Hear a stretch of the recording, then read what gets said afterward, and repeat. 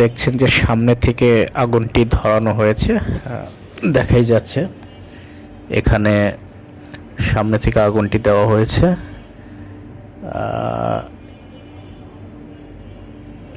তারা চারিদিকে দেখছে যে কেউ আসে কিনা, তাকিয়ে তাকিয়ে দেখছে এবং দেখছেন যে আরেকটি জায়গায় আগুন দেওয়া হলো।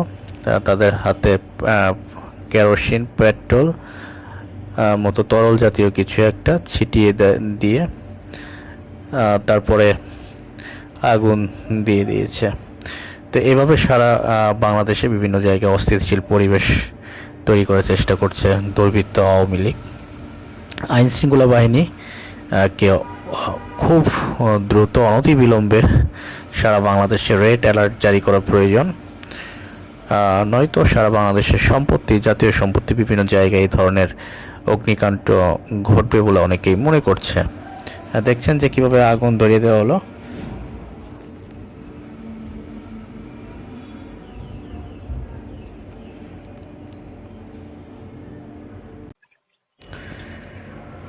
আপনারা দেখছেন সিসিটিভি ফুটেজ।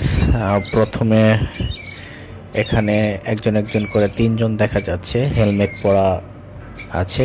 আরেকজনকে দেখা যাচ্ছে চারজন। তারা ওই বাসে আগুন দেবে।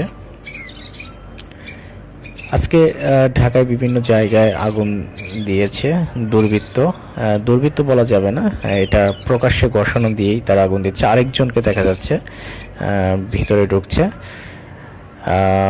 আওয়ামী লীগের ভেরিফাইড পেজ থেকে, জাহাঙ্গীর কবির নানকের পেজ থেকে, সজীব ওয়াজেদ জয়ের পেজ থেকে সরাসরি হুমকি দেওয়া হয়েছে। তার ফলশ্রুতিতেই হচ্ছে বাংলাদেশে বিভিন্ন ধরনের অস্থিতিশীল পরিস্থিতি, আগুন বিভিন্ন জায়গায় দেওয়া হচ্ছে। তারই একটি নিদর্শন হচ্ছে এটি। আপনারা দেখতেই পাচ্ছেন তারা চারিদিকে দেখে নিচ্ছে এবং এক গাড়িতে আগুন দেওয়া হবে। খুবই সচেতনভাবে, খুবই পরিকল্পিতভাবে দেখে শুনে এই গাড়িতে তারা আগুন দেবে। দেখছেন যে সামনে থেকে আগুনটি ধরানো হয়েছে, দেখাই যাচ্ছে। এখানে সামনে থেকে আগুনটি দেওয়া হয়েছে।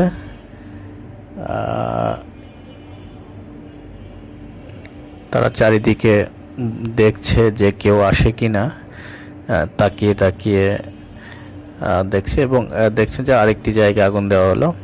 তাদের হাতে কেরোসিন, পেট্রোল মতো তরল জাতীয় কিছু একটা ছিটিয়ে দিয়ে তারপরে আগুন দিয়ে দিয়েছে। তো এভাবে সারা বাংলাদেশে বিভিন্ন জায়গায় অস্থিতিশীল পরিবেশ তৈরি করার চেষ্টা করছে দুর্বৃত্ত আওয়ামী লীগ। আইনশৃঙ্খলা বাহিনী কে খুব দ্রুত অনতিবিলম্বে সারা বাংলাদেশে রেড অ্যালার্ট জারি করা প্রয়োজন, নয়তো সারা বাংলাদেশের সম্পত্তি, জাতীয় সম্পত্তি বিভিন্ন জায়গায় এই ধরনের অগ্নিকাণ্ড ঘটবে বলে অনেকেই মনে করছে। দেখছেন যে কিভাবে আগুন ধরিয়ে দেওয়া হলো।